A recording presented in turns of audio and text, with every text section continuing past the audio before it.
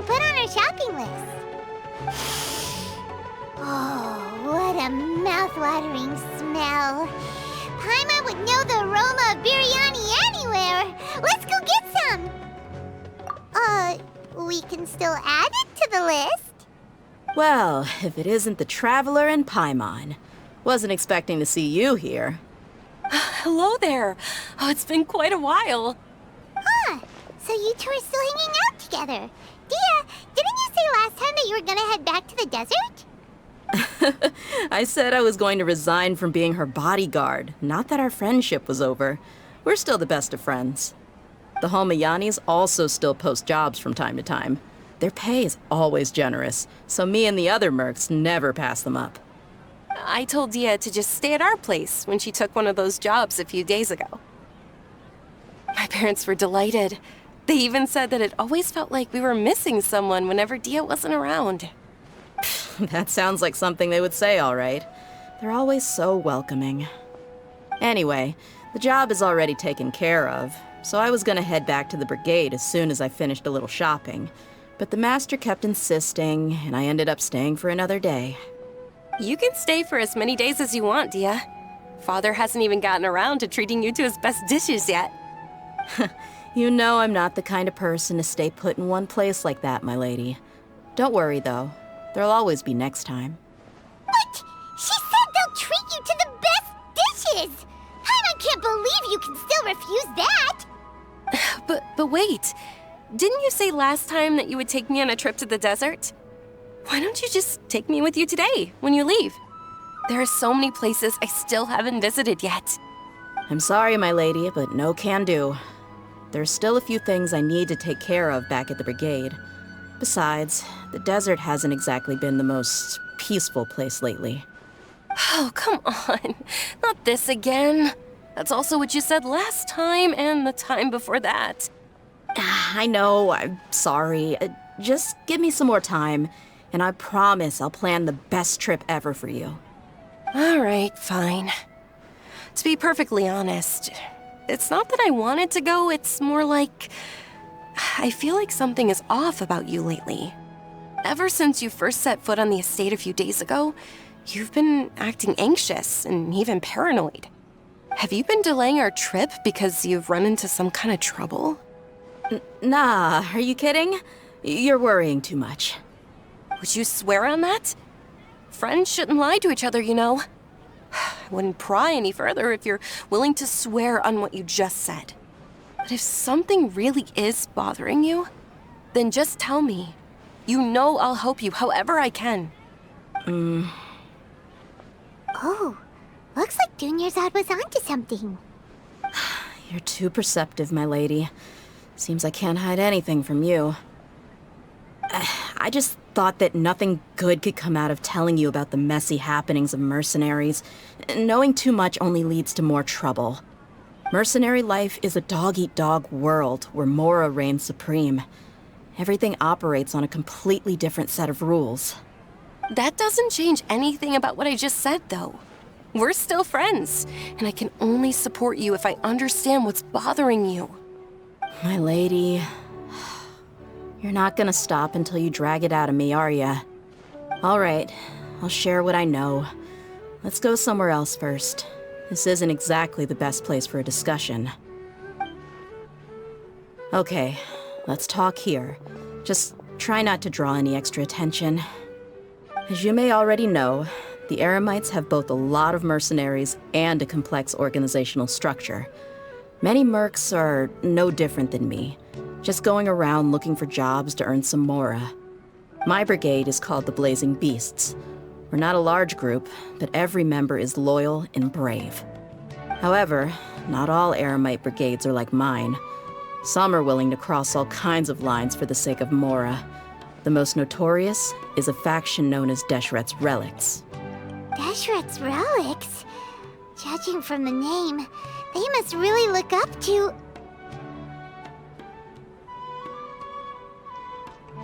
Yep, you got it. I've heard that you've already crossed paths with Ain al-Akmar. They're one of the groups under the Relic's banner. Oh, you mean the group that tried to sell us the Divine Knowledge Capsule? Yeah, they weren't friendly at all. Deshret's relics is composed of many smaller brigades like Ain al-Ahmar. The relic's headquarters issues orders to all brigades under his control. On any other day, I would want nothing to do with them. Unfortunately, though, the brigade that's stirring up trouble now is none other than Dehya al-Ahmar. Dakan? I think it means beard or something. Believe me, it's a really stupid name. I found it insufferable for years. Anyway, the real issue is that Dehya al-Ahmar is led by my father, Kusela. Say what now? I think I'm starting to understand your anxiety now. But what did they do? I won't go into details, my lady, but they've been involved in a lot of violent incidents. We're talking hundreds. Hundreds? Yep. The scenes tend to be quite gruesome, too. They strip the victims of all their valuables before murdering them. Not only have they targeted merchant caravans and ordinary citizens, but other mercenary brigades as well. That's beyond terrible. They won't even spare their own kind. I don't know how Deshret's relic sees it. All I do know is that Dehya al-Ahmar has become more and more aggressive over the last few years. If I don't do something about them, then even my brigade or the people of Aru village could become their next target. I just wish I knew what's driven him to do this. Yeah. How can your father do such terrible things? I don't know. People change. He's always been pretty pathetic. But at least in the past, there were still a few lines that he wouldn't cross. That's setting the bar pretty low. I mean, if he was even remotely decent, then why would I have to leave the brigade and cut all ties with him? He was loud and foolish, with no real sense of purpose. Instead of doing anything useful, he spent most of his time drinking and chasing after women. Of course, the other brigade members were just like him. Their ruckus would go on night after night. Sounds like a nightmare. What about your mother? Did she ever step in to stop them? Unfortunately, I never knew my mother. I'm sorry, Dehya. I didn't know. It's all right, my lady. That's pretty common in mercenary circles. Didn't I mention that my father was chasing after women? I was the result of one of those encounters with some random person. He told me that he wasn't sure who my mother was. And in any case, she never came to see me. He'd say, "You'll be fine as long as you remember to stick with Dad." But even then, he left most of the parenting to the brigade. The one thing I do remember is that he used to tell me stories. But the problem was that he had terrible taste. He only knew a few stories, and even those tended to be pretty stale. They were tales of desert warriors defeating dragons in the forest, or stories of mercenaries rescuing princesses from rebel armies. Sounds like your typical fairy tales. More or less, yeah. They were interesting maybe the first or second time around, but after about 20 repeats, they started to get a little dull. He seemed to think those stories were the best things ever, though. He was so into them that he'd call the whole brigade over and make them perform the whole thing as a play. Even the toys he gave me would all be story props. I'd get helmets, shields, and toy swords. It was only much later when I realized that the shows were more for him than they ever were for me. What an interesting guy. Yeah, I've always found him pretty childish. But that was something I could just shrug off. I had no reason to despise him. Until I grew up and learned the true face of Deshret's relics for myself. Looting, blackmail, violence, and fraud. They not only accepted such heinous acts, they would even openly boast about them. No one in the brigade was any kind of hero. Instead, my father and his cronies were more like the bad guys that needed to be taken down. Did they really think that as long as they didn't do any of that stuff right in front of me, I would never know? I think I can understand your feelings. The difference between perception and reality must have hit hard. Yeah, but don't worry, my lady. It's all water under the bridge to me now. I had a huge argument with my father and left that place behind for good. I'm not investigating them due to any bitter feelings I still have towards my father. I just want to protect those that are close to me. Yeah, I told the boys to gather as much information as they could. Most of the reports concern violent incidents, but there's also some talk of smuggling. I see. But isn't this investigation incredibly dangerous? It is, but every mercenary lives life on the edge. It's a lifestyle that I enjoy. That may be true, but it'll be impossible for those who care about you not to worry. Well, now you get why I didn't want to share any of this with you. What should we do? They both have valid concerns. Huh?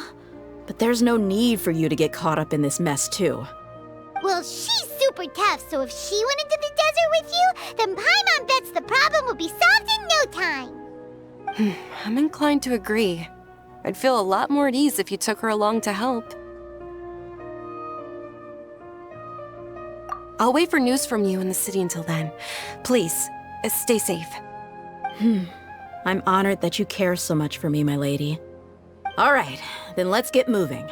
Our first stop will be Caravan Rebot, where we can catch up a bit with my fellow mercs.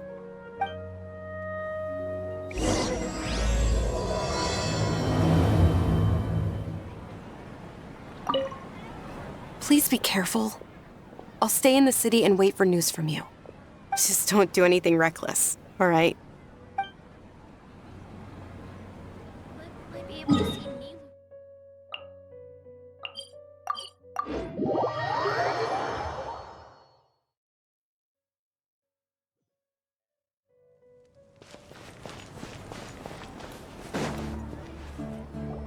Hey, Dehya, you're back. Are these two friends of yours?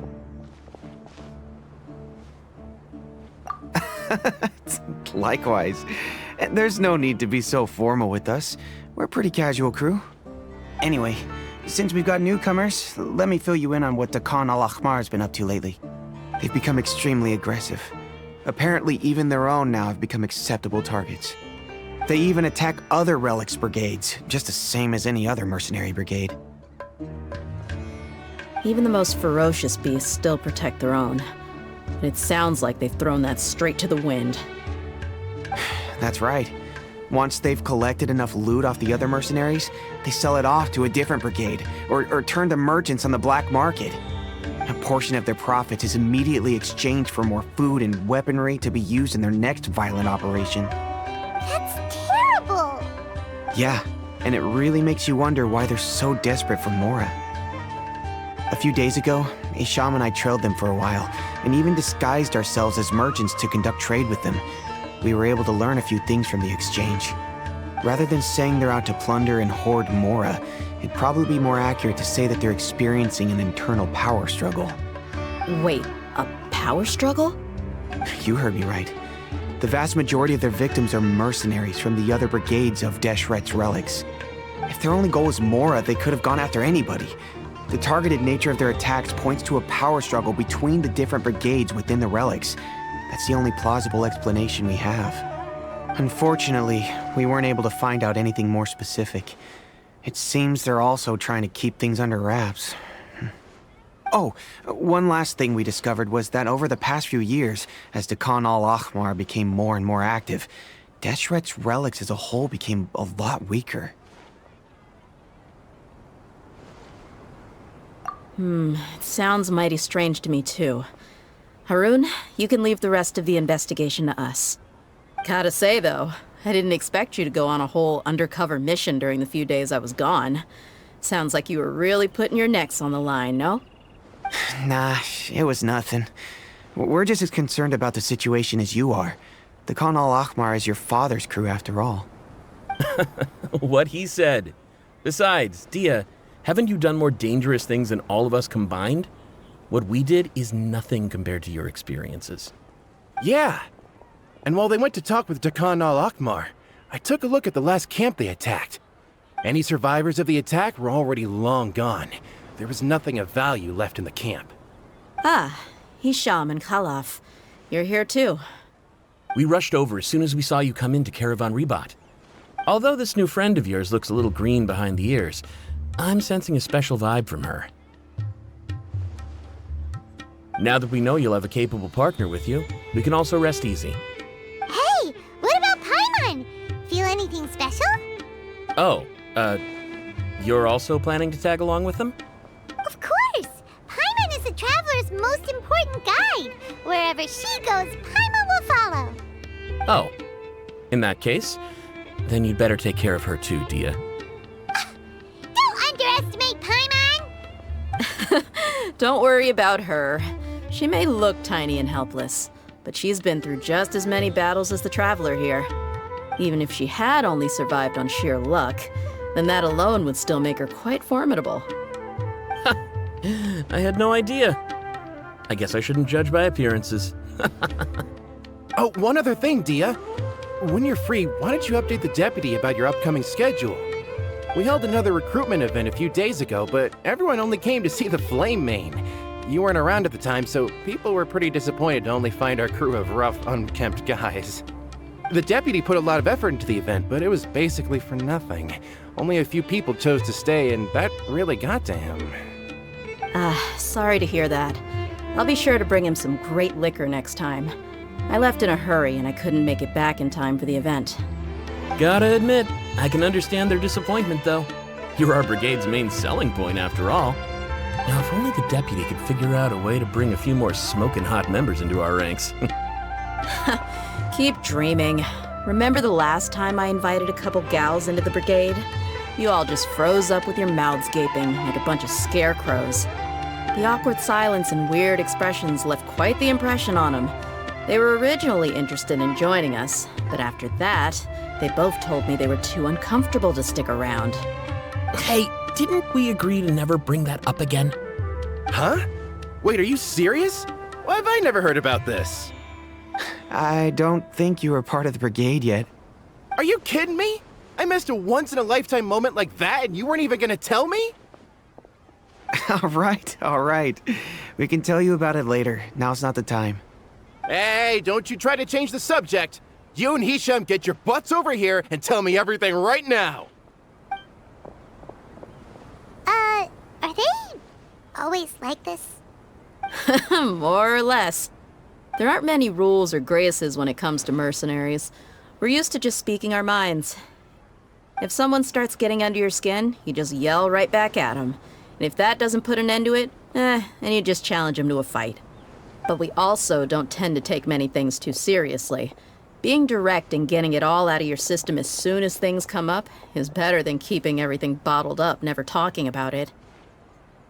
That's also why I never spare their feelings when I talk to them. If I want to laugh, I'll laugh. If I'm angry, then I'll unload on them. It's hard to stop once you get used to it. Though, I can never do that when I'm with the Homayanis. Hey, knuckleheads! Can you at least tell me the rest of the intel before you go back to your bickering? Yeah, you hear her, Holof? Told you we gotta focus on the investigation first. I drew up a map. Right here is the spot. There you'll find the merchant caravan responsible for getting rid of Dehya al-Akhmar's looted goods. All you gotta do is wait and ambush them in the evening. They'll have no idea what hit them. Perfect. Thanks for that. Be sure to pass my regards to everyone else in the brigade as well. Will do. You stay safe, Dehya.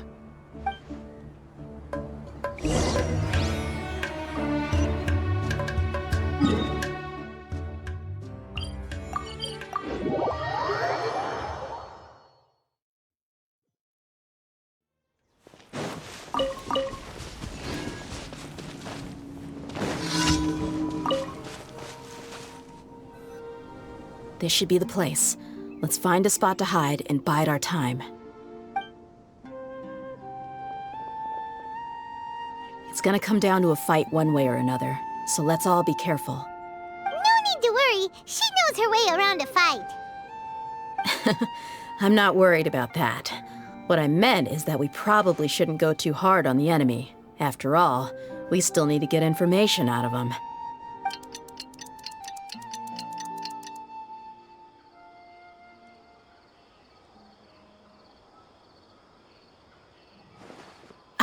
Here they come. You ready?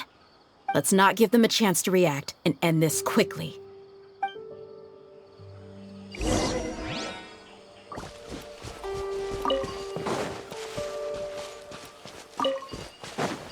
That's close enough. Alive! Hi! Huh?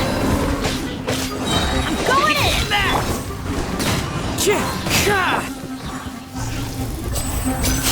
Now disappear!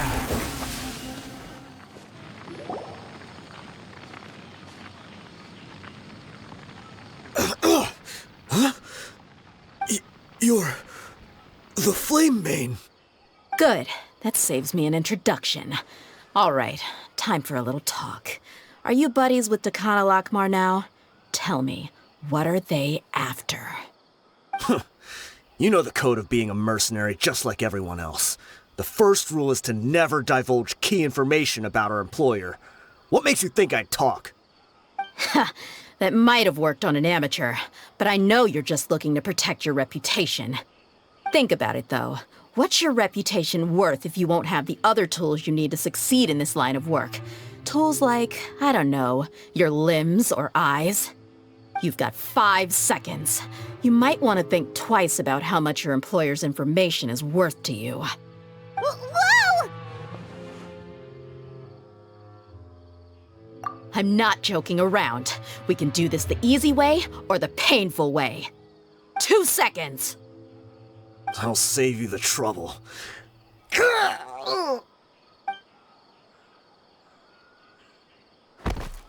Huh? Are you crazy? He tried to bite off his own tongue. Quick, search the area for any first aid supplies. I definitely didn't expect him to go that far.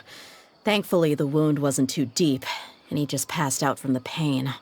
But why would he be so extreme?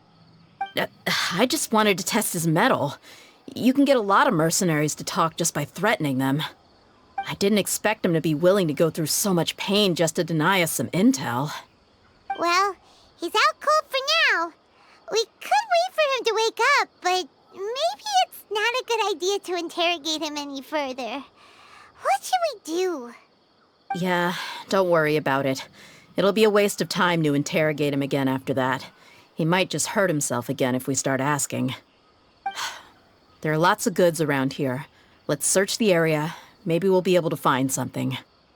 I'm really sorry.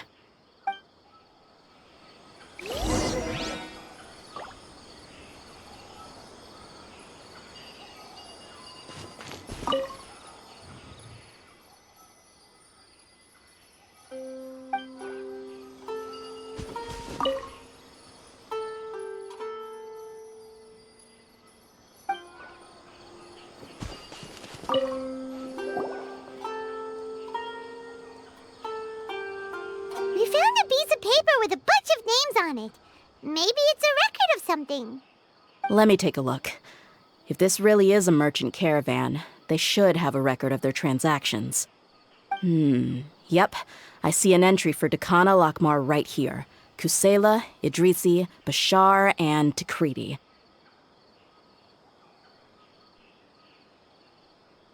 All familiar names. Dakana Lakmar has been trading for a hefty supply of food, weapons, and medicine.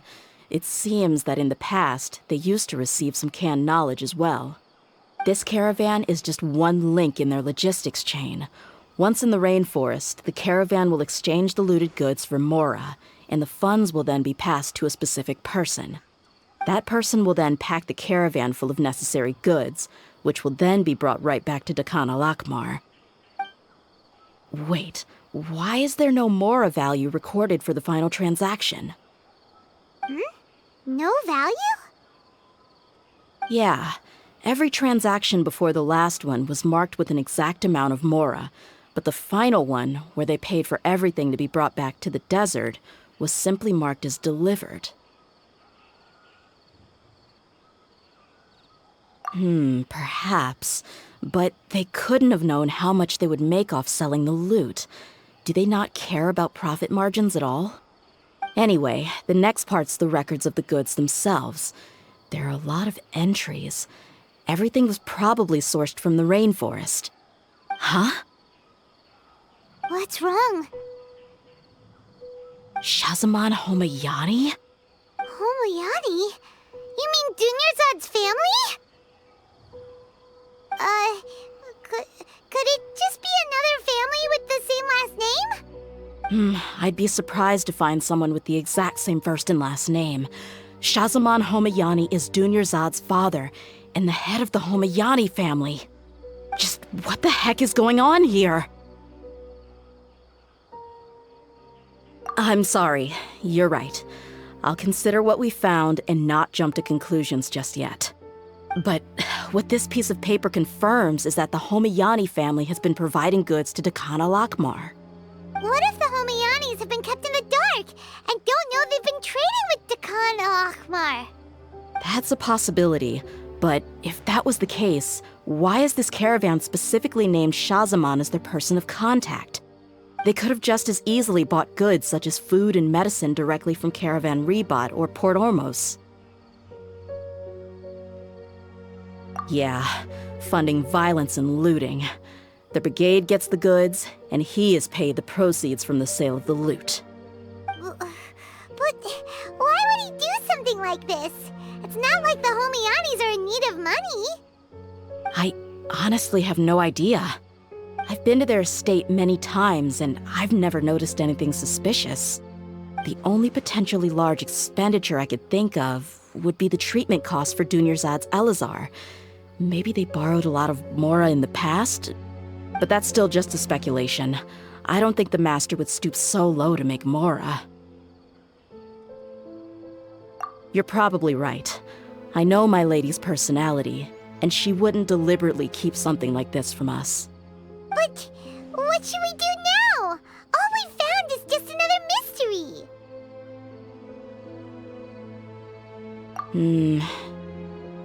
If you ask me, we already have no choice but to confront her about this.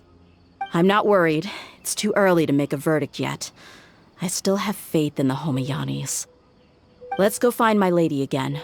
We'll tell her everything and see if she's willing to lend us her support. If we're lucky, we can not only figure out the mystery of this paper, but also follow the trail of breadcrumbs to the people responsible at Dekhan Al-Akmar. Dehya, are you sure this is the best decision? What if instead of getting the help we need, we just end up revealing everything we've discovered to the enemy? I've considered that possibility, but even still, I want to tell her what we found. I think I owe her that much. True friendship is built on trust. She showed genuine concern for me when we first brought up the topic. I can't repay her kindness with doubt and suspicion. That's not how I deal with people. You're right. Paimon wants to trust Dunyarzad too. Yeah. Let's pay another visit to Sumeru City.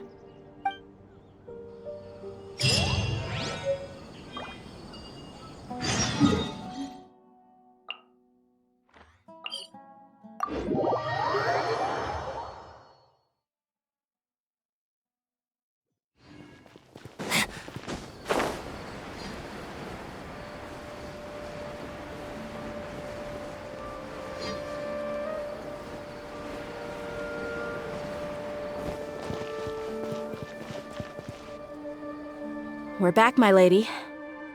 Oh, you're back a lot sooner than I expected. You mustn't have run into any trouble then. Well, how did it go? What did you come up with? Actually, we're still investigating. It's just that we've discovered something strange. I see. The clues you found have led you back here, in the city? Something like that. Yeah. You all look a little dispirited. Whatever you found must not have been very encouraging after all. Why don't you discuss it with me? Maybe I'll be able to say something to cheer you up? It's okay, my lady. It's not so much about me being upset with my father or anything like that. How should I put this? So something is wrong. Even the Traveler and Paimon have been uncharacteristically quiet. On any other day, Paimon would have already waved to me with a smile and shouted, "Dunyarzad, we're back!" So tell me, what happened? Well? My lady, please prepare yourself for what we're going to tell you next. It concerns the Master. The Master? You mean my father? Okay, I understand. Don't worry about me. I'll listen as attentively as I can. My father has been supplying goods to Dakan al-Akmar? Yeah, it makes as little sense to us as it does to you. I've never doubted the Master's integrity, so I'm having a real hard time rationalizing how he could ever support an infamous brigade like them. Maybe he's not actually aware of the full story and just stumbled into the deal by accident. I can't help but agree with the Traveler. Huh? You mean you feel the same way, Dunyarzad? Thank you for sharing all this information with me. Since you've told me everything you know, I should also tell you about some doubts that I've been harboring for quite a while. In the past, I thought that my father hired a bodyguard for me so that I wouldn't run away and get lost. However, there are plenty of capable mercenaries in the Corps of 30. Why did my father go out of his way to hire Dehya? About that. Well, the Homayanis really needed bodyguards, so they reached out to the Blazing Beasts. Later, the Master told me that I was one of the best mercenaries he'd ever seen, and that I should stick around to become one of his bodyguards. He offered me a pile of mora, so I just signed on. Well, but that didn't really answer my question. Just think about it. Why did my father specifically reach out to the Blazing Beasts? Maybe the Corps of 30 just didn't have anyone available, or maybe someone recommended us. I've never given it too much thought. I think I get what you're saying. You'd think none of this was a coincidence. Precisely. At first glance, nothing seemed strange or out of place. But there are many parts of the story that don't actually make any sense. If my father had always been in contact with Dakan al-Akmar, then it would make sense for him to bring Dehya into our house. You mean the goal all along was to get Dehya to be your bodyguard? No, that's too much of a stretch. I cut all ties with my father a long time ago. He has no control over my life anymore. But that still doesn't rule out the possibility that your father has still been trying to influence your life without you knowing. So, the Master was not likely an innocent victim in all of this? Sorry we put all this on you so suddenly, Dunyarzad. It's okay, Paimon. I should actually be thanking you. Regardless of his reasons, if my father has truly been funding a violent group of mercenaries, then it's my duty to bring him back to reason. But is that really the right thing to do? My father has committed many atrocities and deserves all the punishment that he has coming to him. I have zero sympathy for him. You may call me an ungrateful child, but my feelings will remain the same. However, the Homayani family has treated me with nothing but generosity and kindness. If we decide to investigate this further, we could end up implicating the entire Homayani family. I would be biting the hand that's fed me over all these years. Dehya. It's all right, Dehya. If anyone were to ask, you could always just say that I'm the one who instructed you to get to the bottom of this. You don't have to do that, my lady. I'm not conflicted because I'm afraid of taking responsibility. Besides, you're the one we should all be worried about right now. Hey, it's still too early to give up hope. What was the thing about friendship again? Right, yeah, trust! You said that yourself, Dehya. Besides, there's no point on getting all riled up before we've confirmed all the facts. Thank you, everyone. That makes a lot of sense. I guess I should always remember the trust that I've placed in people. In which case, my lady, could you ask the Master to come out and have a chat with us? Sure thing. I also hope he'll be able to give us a logical explanation. Let's meet at the usual place then. Usual place? Ah, right!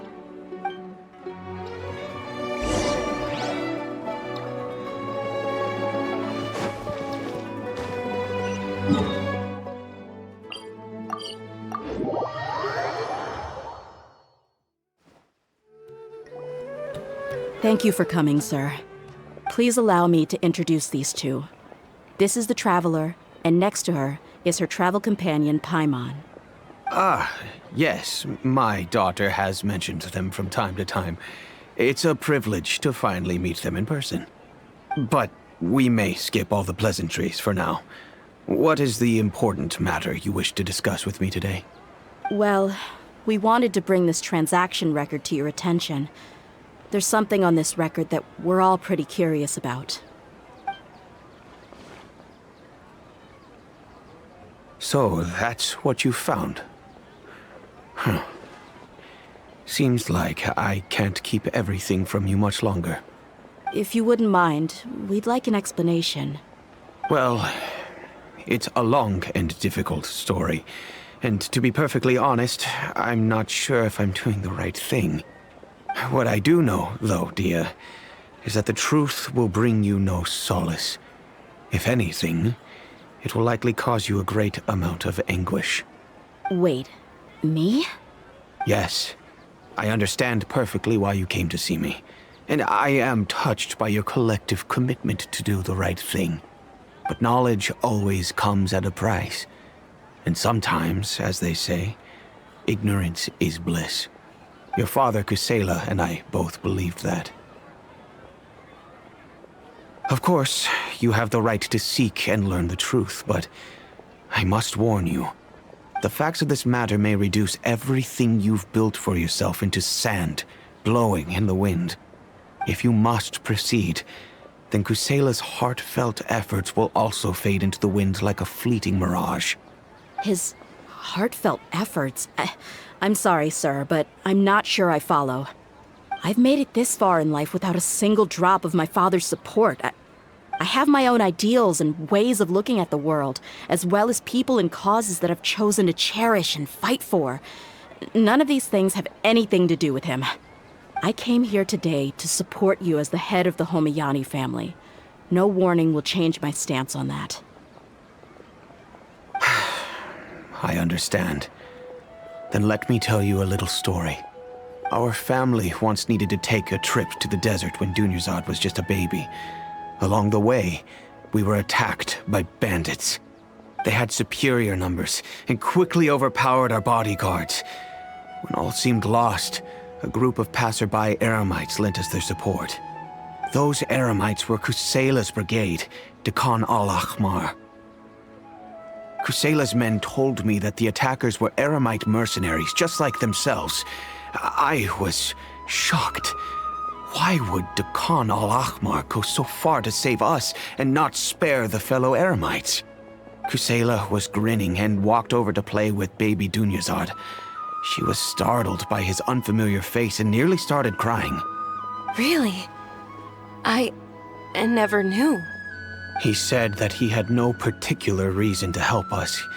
He just took pity on us because he had a daughter about the same age. We started talking about our children, and I sensed that he was a devoted father. To repay his kindness, I hired his brigade to help out at our estate for a time and offered everyone generous remuneration. So, that's what happened. It was many years before I saw him again.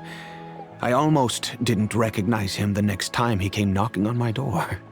The man I knew to be strong and healthy had been reduced to a shell of himself. He couldn't even walk anymore without his cane. So, what happened to him? He was perfectly fine when I left the brigade. I'm not too sure myself.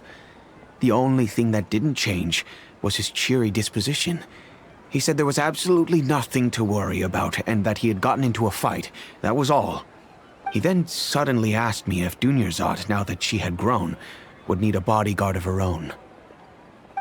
At the time, Dunyarzad was going through a particularly severe bout of her Elazar. There was no need for her to have a bodyguard when she could barely leave the house. But he kept coming back to the topic. Come on, it never hurts to be safe. How do you know a bodyguard won't come in handy one day? I was completely lost at first, until he recommended the Blazing Beasts. and in particular, a mercenary named Dehya. So he was the one who recommended Dehya to you. Indeed. He didn't say it out loud, but it was clear that he saw Deshret's relics as an evil group who would eventually corrupt every member in their ranks. He was already beyond redemption, but he hoped that he would be able to detach his daughter from the vicious world of mercenary life. If Dehya could stay in my house and keep working as a bodyguard, then gradually her affinity for the desert would decrease, and she'd be able to leave her previous life behind. And that's why you offered her such generous compensation?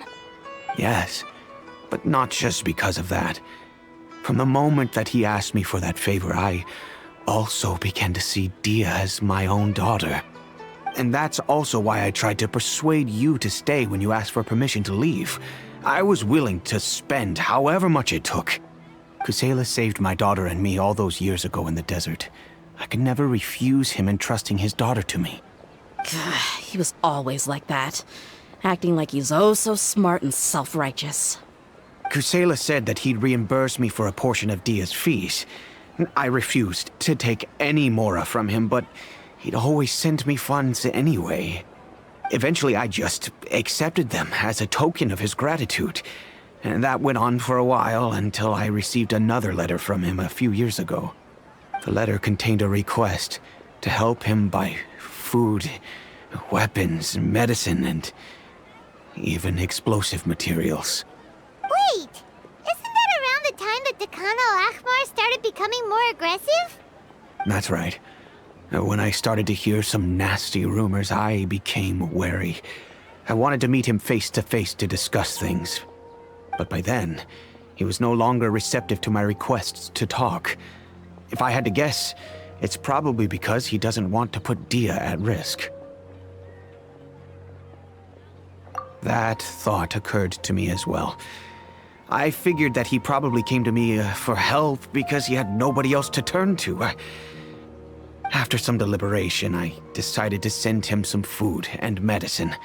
I turned down all his requests for explosives and weaponry. I am aware that even such a reduced gesture of support could lead to others coming to harm, but I could not simply reject his plea for help. In the end, it probably was the wrong decision. I plugged my ears to the rumors and just chose a solution that made me feel least guilty about myself. If you can, please tell me where he is now. None of the things he's doing right now make any sense if he's just trying to keep me from getting tangled up in his world. If all he wants to do is steer clear of me, then maybe he shouldn't have brought me into this world in the first place. Oh no. Dehya, please don't feel that way. I'm just angry because I can't wrap my head around any of his actions.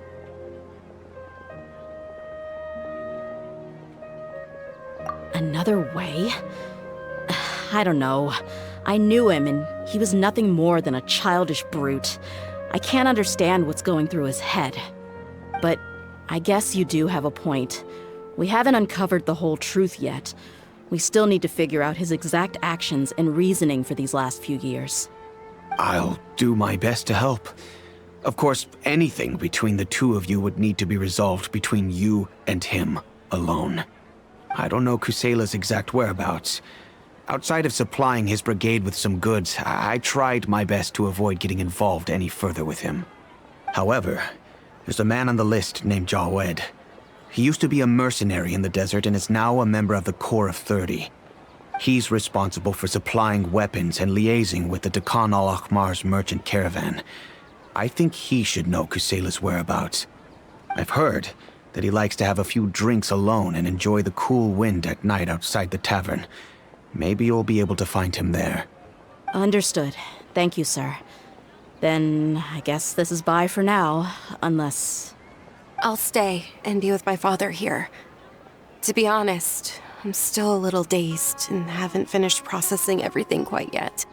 My father has indeed done something wrong, but if I think about it, I'm also not sure if there was a right way to handle this problem. I feel like our only course of action is to turn everything we know over to the Corps of 30 and let them render judgment. Yes. I am prepared to accept whatever verdict they choose. It's time to face my mistakes.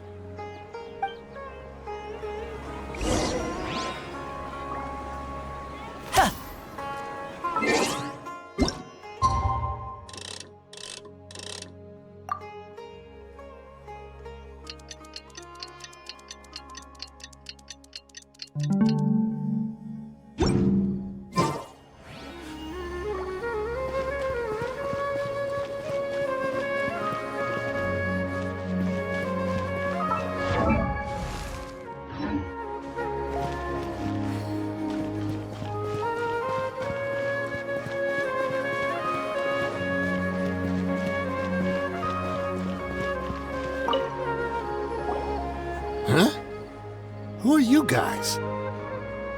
I know what you've been up to. Smuggling weapons to violent brigades in the desert while working for the Corps? Pretty bold, if you ask me. Shh! Keep your voice down.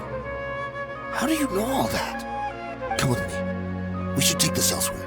I'll be happy to talk things over once we're somewhere private.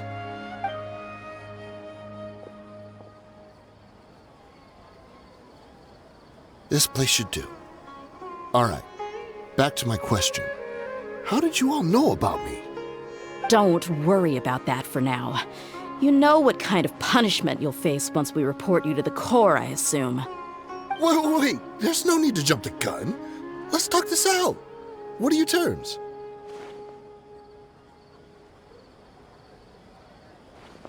So what's in it for you anyway, Mora?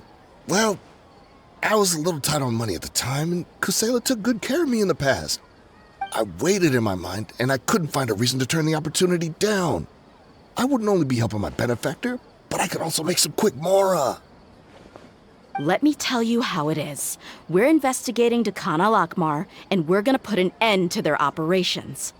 If you provide some help for us, then we might just put in a good word later to reduce the terms of your punishment. Hey, why don't we discuss this a little first? Listen, I made quite a bit of Mora from my last run. You just give me a number, and I'm sure we can... Shut it. My patience is running out. You should know when a mercenary is after something other than money. All right, sheesh. But you gotta promise you'll put in some nice words for me later. They're always on the move. Here's the spot they were at the last time I made my delivery to the desert. Feel free to go have a look. I'm just telling you though, it's not on me if they're not there anymore. Sure. And then you can forget about any nice words from us. Hey, come on. Now you're just being unreasonable. Really?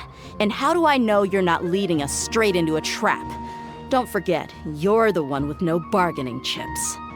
All right, I get it. Why don't you go take a look, and if they're not there anymore, I'll try to figure out something else for y'all. Now that's more like it. Let's move. And as for you, try to stick around the city until we get back. You don't want us to call the folks from the Corps and have them drag you back to the city.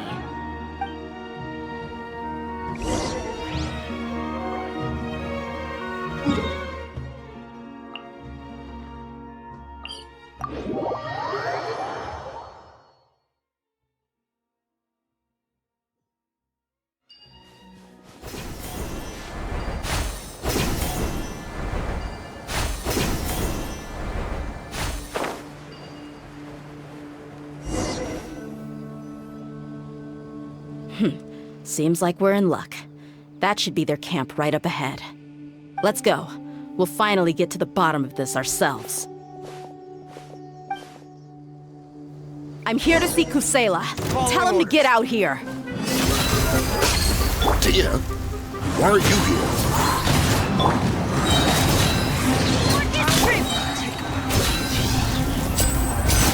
And voila! Haven't you all done enough? Oh, so are you also here to stop us? Stay out of this. It's got nothing to do with you.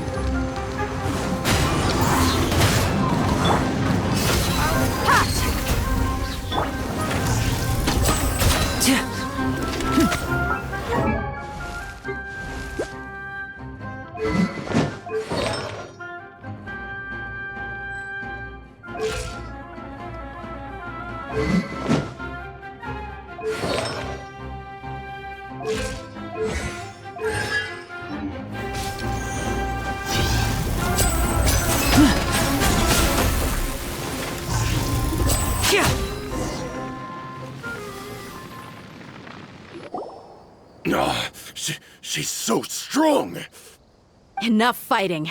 We all know each other, and I don't want to take things too far. Just bring Kusela to me. There's no use hiding him anymore. Did you understand a single word I just said? Or do I need to bash your skull in some more? All right, everyone, let's all just calm down for a second. Dehya, the boss can't come out and see you anymore. He died a long time ago. What?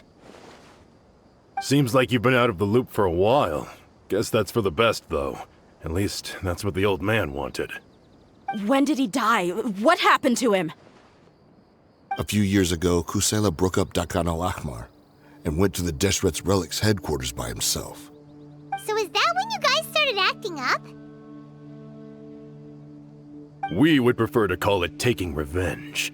Every last person in Deshret's Relics must pay in blood for what they did.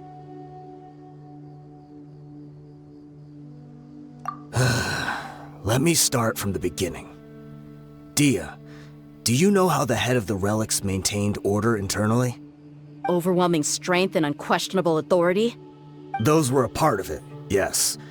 But just those on their own weren't enough. They had another tool at their disposal. They called it a person's record. Regardless of whether they joined by their own will or were coerced, every person in Deshret's Relics was forced to leave a record of themselves at headquarters.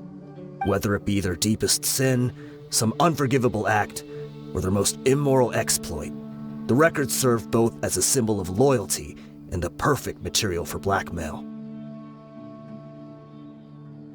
That's precisely it. Every one of us have a record. Me, Bashar, Tikriti, and all the boys who grew up with Dehya and ended up joining our ranks. But you, Dehya, you were never asked to provide a record, were you? I never even knew this was a requirement. You were probably the only person in all of Deshret's Relics who didn't know about it. Ever since you were born, Boss had been trying to shield you from this organization's sinister rules. Not only that, but he also banned all of us from committing any nefarious acts. He said he'd take care of the dues we had to pay regularly to headquarters. But in the end, he was just an ordinary person. What could he do? He was forced to go to headquarters again and again to account for missed dues and incomplete records. He'd come up with all kinds of excuses and get beaten up as a result. We all knew he was doing that for you. He wanted to get you out of this world, no matter what it took. And that's why he became a shell of himself and couldn't walk without a cane. Wait, but that doesn't make any sense. I didn't know about any of this, and I'd never seen him get injured or beaten. Because you were too young at the time. How would you ever tell between wounds from a beating and wounds from battle? When you left home after that final argument with him, he seemed to age by a decade overnight.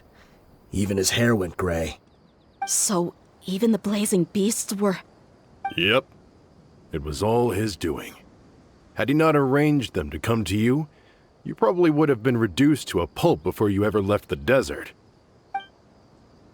A few years ago, Boss said he needed to make another trip to headquarters. He was already pretty weak then, and we all assumed he was going to get beaten again. I suggested that he hand the role of leadership over to me, but he said there was no longer any need, since the Khan al-Ahmar would soon be no more. His words made no sense to me, but that night, we heard that a massive fire tore through headquarters and razed everyone's records to ash. Everyone gained their freedom that night. Many members fled, not just from our ranks, but from the other brigades as well. But how could we leave with a clear conscience? All of us who knew exactly what had happened. The boss can't have just died for nothing. Those heartless jerks at headquarters took him from us. From that point on, the sole purpose of the Khan al-Ahmar became revenge. The big fire that Boss started was quite a blow to headquarters' strength. It's given us the opportunity to launch our attack. Even though we're outnumbered, we vowed to see our revenge through to the very end. There were people from headquarters who changed their names and went into hiding. Some fled to other brigades, and others escaped to the rainforest. But we won't let any of them escape our wrath.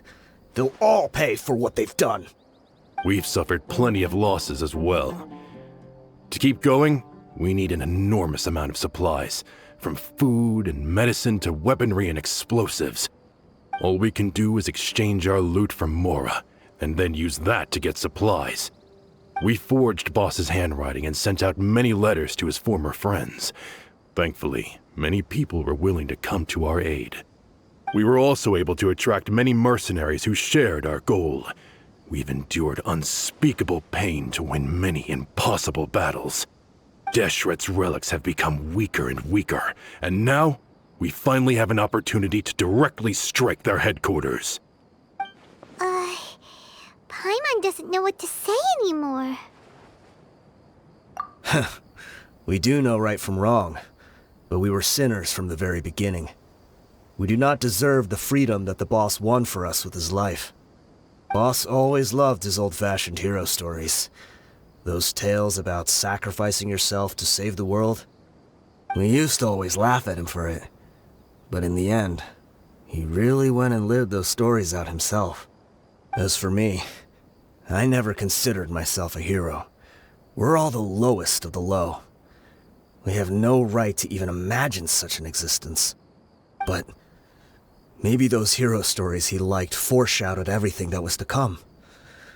The spirit of the hero touched all those he had saved, and more people joined his cause. Maybe we were all just acting along with the play in the beginning. But as we acted the parts and recited the lines, we were drawn in. And now, we want to see the story through to the end. I'm sorry, Dehya. I know you always found us insufferable ever since you were young. Just think of this as a madman ranting. I'll go with you. Huh? Dehya? You wanna go with them? I grew up with these guys, and I know they're not bad people. It's just that some situations get so bad that it's difficult to tell good from evil. All I know is that Deshret's relics must be destroyed. Furthermore, I want to go see the place for myself. I want to know if my father is still there. I know you don't want to get involved in this, so there's no need for you to tag along. I can do this on my own.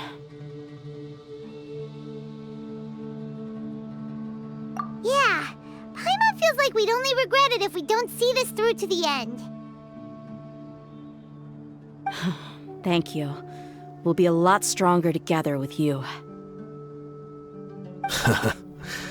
I bet Boss would lose his mind if he ever knew you'd join us at the very last moment like this.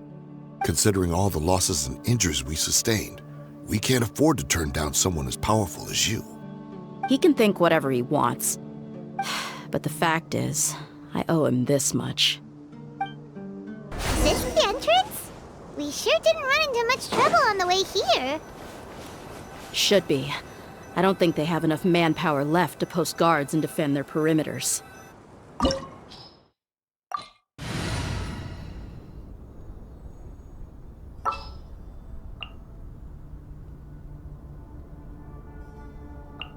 I'll bring my seasonings.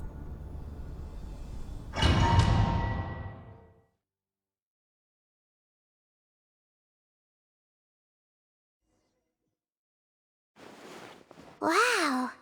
Paimon didn't expect it to look like this on the inside. They should all be holed up in here. Don't know how many people they've got left, though. Who cares? We'll round up all of them. Still, we should be careful. Even if they've only got one shot left, it could still take us out. Yeah, we'll know what they're really capable of once we've landed some hits on them. Deshret's relics may have been a force to be reckoned with before, but their name means nothing now. Yeah, they don't stand a chance with you here. I'll take the lead. I've been here once before.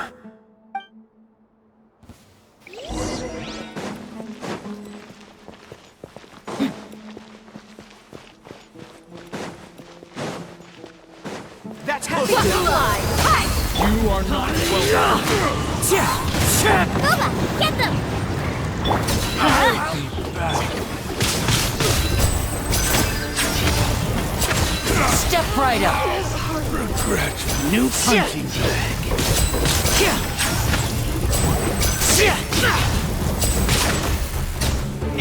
Time to go. Everybody stand back! Let's get it on! You're toast! You asked for it!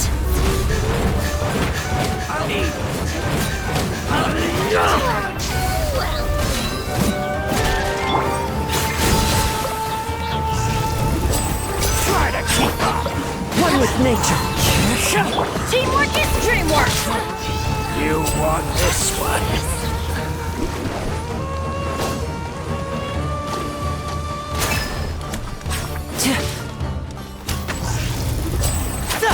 And voila! This way, follow me. We're almost there. Wait!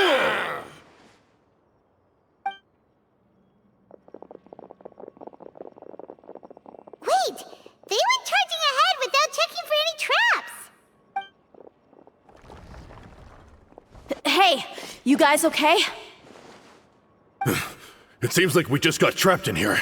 Don't think we triggered anything else. Watch out, the enemy's coming from ahead. Well, now that things have come to this, seems we'll have to fight our way through. Don't worry about us. We knew something like this could happen. Go and take a look around. There could still be another way through.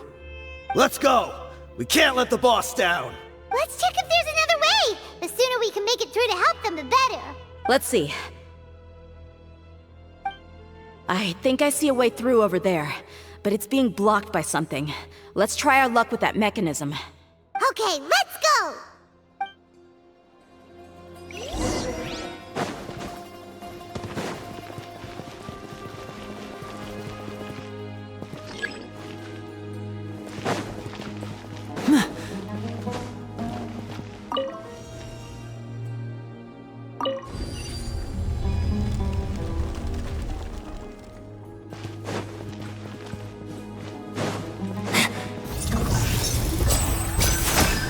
Disappear!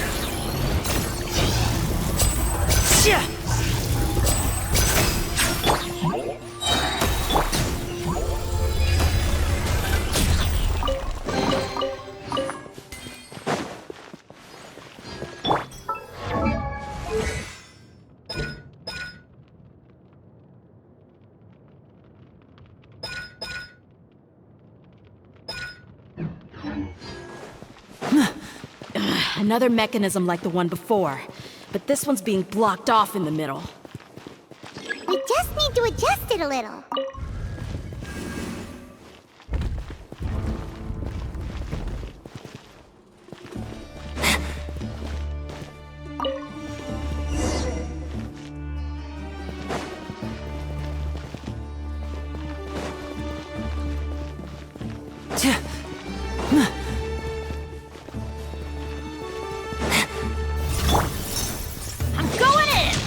Wind strike!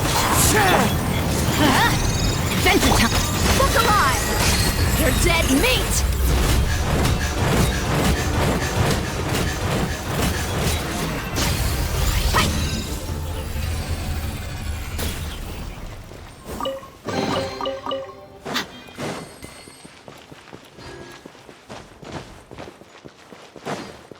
Teamwork is dream! Let's get it on! Ha! Eat this!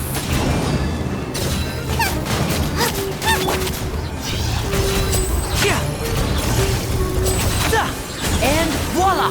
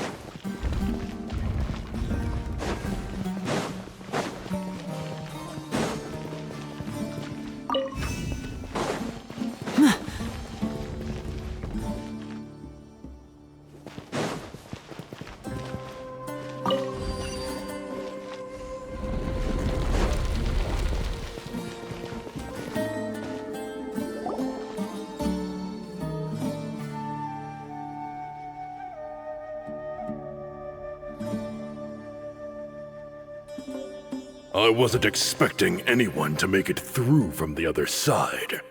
But as a desert dweller, I suppose we should be used to our folks defying all expectations. Don't waste your breath. You have nowhere to run. Run? Had I wanted to run, I would have fled 1,000 times already. I witnessed the golden age of Deshret's relics. Even if I could leave this place behind, all that awaits me now are endless days of humiliation and ruin. Even now, my brothers and I still believe in one thing.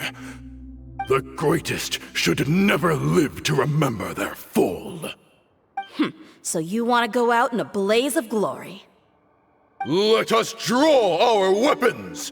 We will show them the true power King Deshret bestowed upon his followers.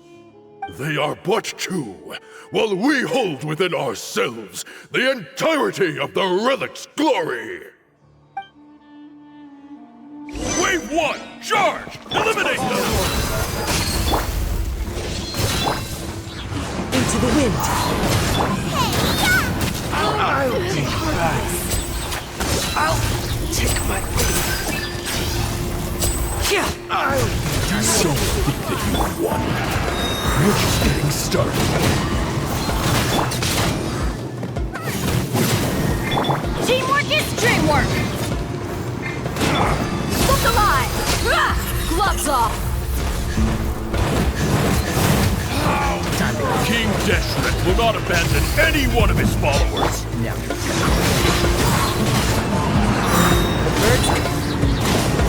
Everybody stand back! Let's get it on! Ha! Brothers! This is where we'll prove our fate. You all just want to die? None of us plan to leave this place alive!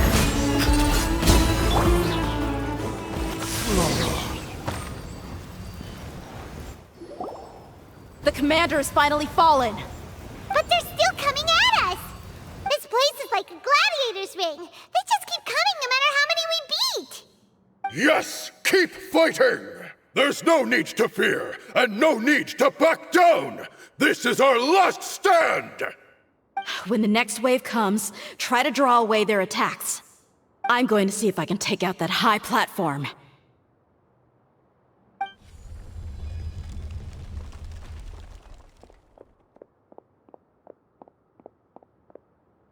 Get out of my way!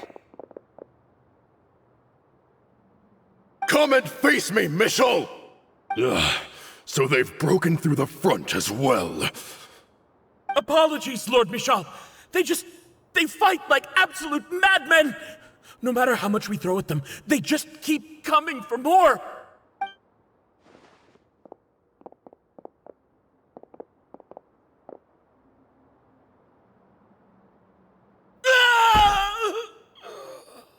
So, it would seem like this is the end. Time to pay for everything you've done, Mishal. You think I would give you that opportunity?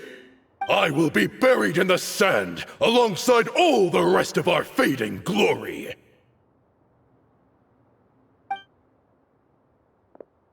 Hey, wait!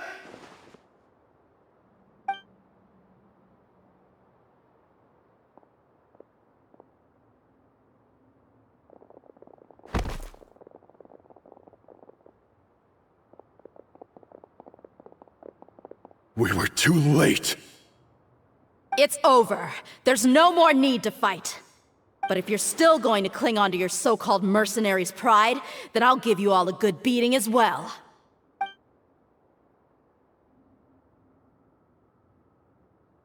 Hey, Dehya! I found the mechanism. I'll get you all back up here right away. Let's go.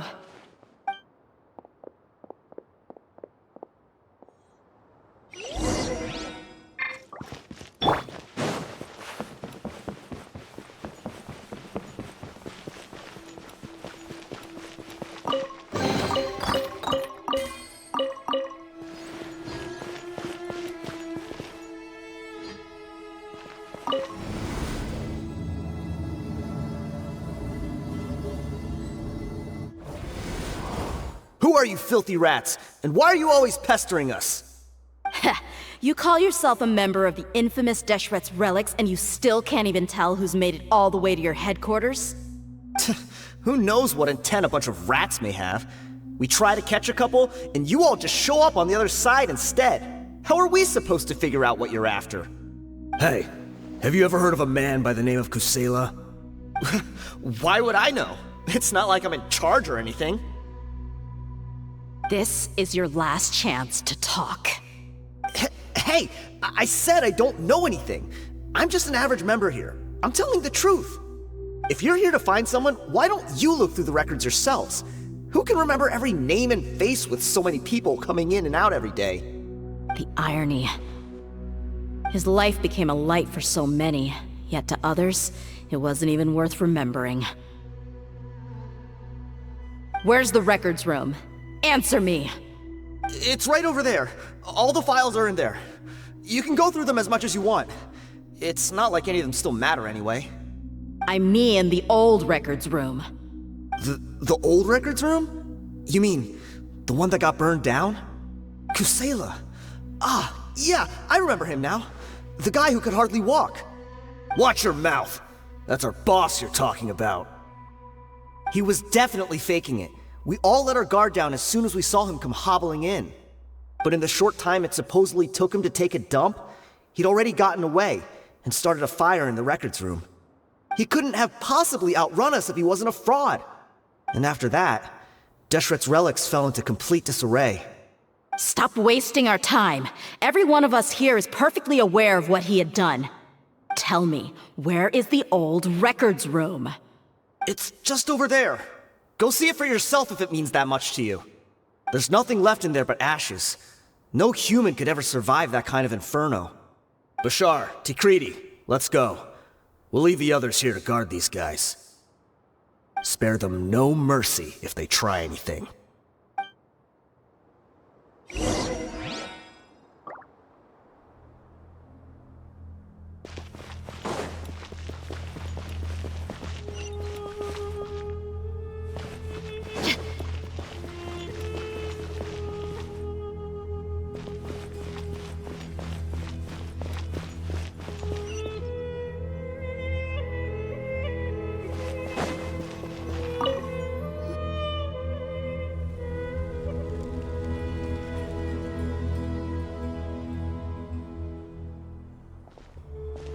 So, this was his final destination. How did he do it? Getting past all the guards with a limp and sneaking in here to start a fire? If he was nimble enough to do that, then he must have been able to get out of here after starting the fire, right? Dehya. I'm sorry. I know it's just wishful thinking. Let's look around. Maybe we can find something that's been left behind.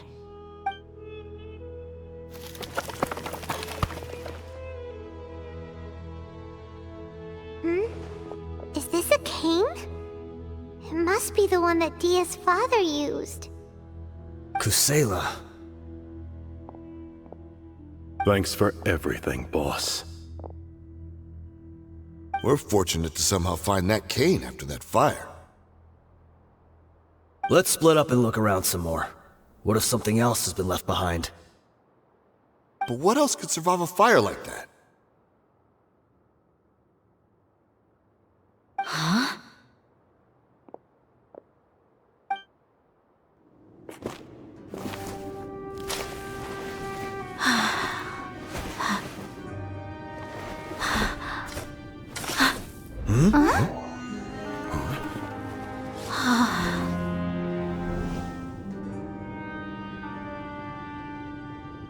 Thought so. Wait!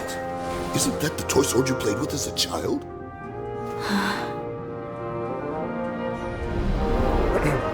The dragon is no more, for Princess Dehya has slain it. Its head now hangs above the city gates. Her bravery has brought eternal peace and prosperity to us all. Dehya, come on. This is the most important line. You can do it. But Dehya, you defeated the dragon. Everyone's waiting for your speech. Still too shy, huh? All right, I'll do it. I hereby proclaim our victory. Evil shall plague us no more.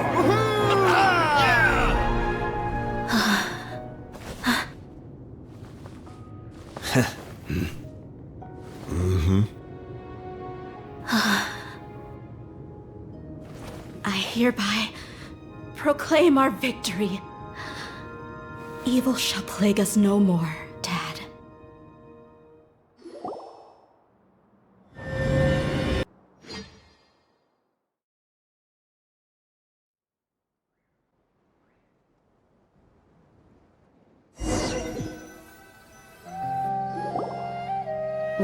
What's this? Don't you remember? You asked Paimon what she would do if she were to wake up tomorrow with loads of money. And Paimon said that she would get boatloads of tasty snacks. You looked super confused at the time, but said it was an adorable thing to say. These opportunities don't come by often. So today, Paimon's gonna treat you to a special crash course on Paimon's life philosophy. Hey, come on! Paimon's not that stingy. Anyway, the point is that you should eat to your heart's content. You'll feel better for sure once you've gotten something in your tummy. Junior Zad will also be here shortly. She's already heard that we're back. Aw, thanks, you two. Honestly, this is very unlike me. I just had a lot on my mind on our way back, so I didn't know what to say. My chest was filled with all kinds of intense emotions. They just shook me even more than all the feelings we've shared during our previous adventures. But when everything came to an end, those emotions also vanished without a trace, and I was left feeling more empty than ever before. It was as if I'd lost the thing that was most important to me. Yeah, you're right. To many mercenaries, Mora is the most important thing in the world. But perhaps to us, it's the most worthless thing of all. Idrisi and the others all used to say that they would quit if there was no Mora to be had. But when it came to avenging my father, there was no Mora to be made anywhere. My reality shattered when I found out that the father who always told me hero stories was in fact a bad guy. But look at me now. Am I any different? Despite all my promises about never forgiving him and never trying to understand him, I still went to such lengths to find out the truth and nearly even shed tears for his sake. We're hypocrites, all of us. Yeah, you're right. It's just a pity that we often only recognize our true feelings after it's already too late. You're back! Are all of you all right? Ah, there she is. Yeah. Many people from the Corps of 30 came over, and I just wrapped up everything with my dad. All I can do now is wait for their verdict. Huh? Dehya, you're looking quite down again. Paimon will explain. A lot happened while we were gone.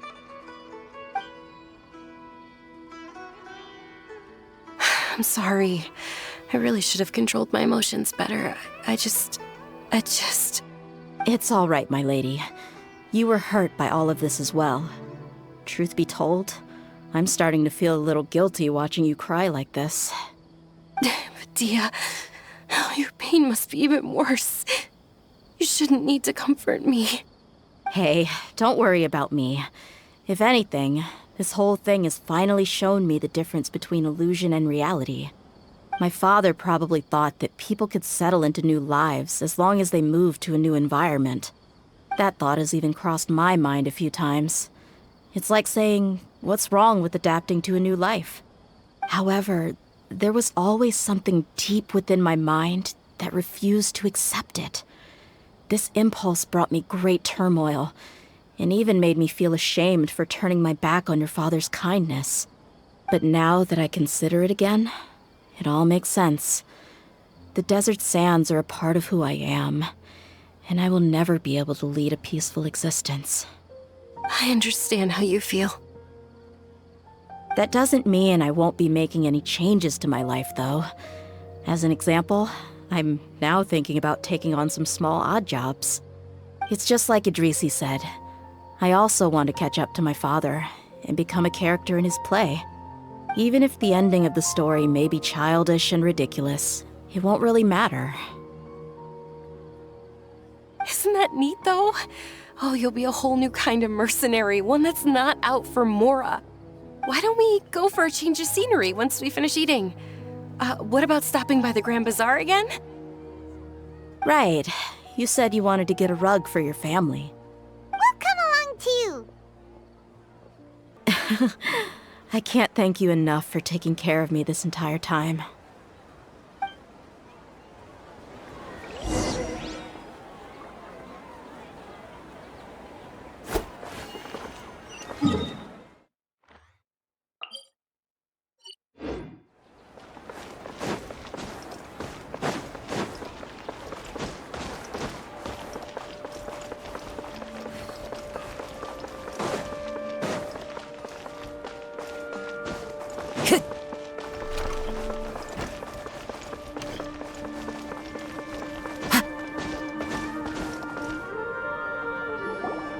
Oh, this rug here is quite something. The craftsmanship is exquisite, and the fabric is also of high quality. Ah, here you are. Finally, I found you. Hey! Aren't you that mercenary who bit his tongue? You can still talk? Wait, are you here to take revenge on us? What are you talking about? Do I look like I could take you all in a fight? I just came here to give you something. I'll be on my way to give myself up to the Corps after this. Once I woke up, I hurried to the Khan al-Ahmar's camp, hoping to alert them to your presence. But when I got there, I found no one except the members who were still too injured to move. Ah, so you probably got there after us. Yeah, they told me that they had exacted their revenge, and everyone had turned themselves in to the authorities. Even that last camp was not going to last for much longer. I had joined the cause to repay an old favor from Kusela. Now that everyone's already turned themselves in, I might as well do the same. One of the injured members gave this box to me, and told me that it contained some of the old man's last possessions. Everything left in the camp will get confiscated, so I figured I should get this to you before the Corps could get their hands on it. Thank you. No worries. We are all just living our own truths. There's no need to comment or judge anyone for it. So this box contains everything that Dehya's father left behind. Huh. It feels lighter than expected.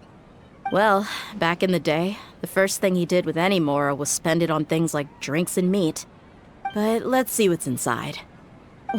What's this? It's just a bunch of junk. It kinda stinks. Perhaps it's just been left unopened for too long. A handwritten copy of a storybook. The paper's already yellowed, and it looks like it's about to fall apart. It was against the Academia's rules to possess books for personal use. If he was going to break that rule, he could have at least copied something useful. That probably means this was really important to him. And here are a few bags of children's snacks. The packaging's completely deteriorated. Maybe that's where the smell was coming from. Did he get those for you? Yeah, but here's the thing, though. Even when I was a child, I was never a fan of these kinds of snacks. He'd always say that he got them for me, but in the end, he always ate more than I ever did. Who even leaves snacks in a box like this anyway? Isn't that just common sense? Forget it. Let me see what else is in here. A razor, some buttons, some round iron tiles, a wooden toy puppet, a wool scarf, which from the looks of it probably belonged to a woman, and a hair clip? Why are these things here? I'm suddenly feeling a little scared. I'm sorry, my lady, but this is just the kind of man he was. He probably saw this box as some kind of personal trash heap and dumped any and everything in there. 2 empty liquor bottles. Tell me, you guys, are these the kinds of things that a normal person would leave behind? Huh? There's something in the bottle! Oh, you're right. All right, I got it out. It seems to be a piece of paper with some writing on it. The bottom part's all damaged from moisture, though. Let's hope the writing didn't smudge. I was suddenly seized with an urge to write a letter after finishing this bottle. I just folded it up and left it in the bottle, though. If I end up forgetting about it, it won't really matter. To Dehya. It's a letter for me? It's all right. I'll just read it out. If he went to the trouble of writing a letter, there must have been some important things that he wanted to say. Or at least record down. My condition's becoming worse and worse. Can't even walk without a cane anymore, much less go out and have fun. Guess I don't have many days left. If you're reading this letter, then I suppose I'm already long gone. You were adorable as a baby. Everyone loved you. And regardless of whether you were crying or laughing, everyone enjoyed having you in the group. But once you grew a bit older, you were no longer nearly as happy or cute. It's probably the guy's fault. Can you believe this guy? He can point the finger at himself. Anyway, back to the point. To summarize, I'm writing this so you would know not to feel sad for me, even if you end up finding out the truth. The reason being that I was never your father to begin with. Wait, what? Surely, he must be joking, right? I don't know. I was quite formidable when I was young, and 100 times cooler than some so-called flame main. Really felt like the whole world was under my feet. With just a teeny tiny bit of effort, I felt I could rule over the entire desert. But as fate would have it, I went out into the desert for a drink one day and discovered a baby in the sands. It was you. You were just lying there, small and helpless. You were so tiny that if the wind blew for just a little while longer, you would have been buried forever. But your cries were so loud they made my head hurt. Now that I think of it, you really were a bundle of energy. Sounds like he's serious. I told Idrisi and the others that I had slipped up with a woman while out and about. None of them even doubted me. I'm sorry that I had to lie to them for so long, but I really had no other choice. I was their most esteemed leader, after all. It's not like I could just tell them that I suddenly wanted to play at being a father. At this rate, I'll puke up all the liquor I just drank from this bottle. Anyway, Dehya, you possess the kind of freedom and kindness that we could only dream of. As far as how you should live your life, that'll be up to you to decide. That's the end of the letter. In the end, he was still thinking of me as a little child. I suppose, or I would have suffocated under the sand a long time ago. He was a good father to you. The fact that he wasn't a blood relative doesn't change that. Yeah. It's just a pity that we had to learn the truth of everything like this. Do you already have some ideas about the decision that he wanted you to make? I do. If he first found me alone in the sands, then I want to try my hand at finding the person who abandoned me. I just have one wish. To tell them a story. That there once existed a childish and foolish jerk with a heart of gold. And that only under his care was I able to grow and mature into the person I am today. If you end up finding any leads, can you share them with us? We go on adventures all the time.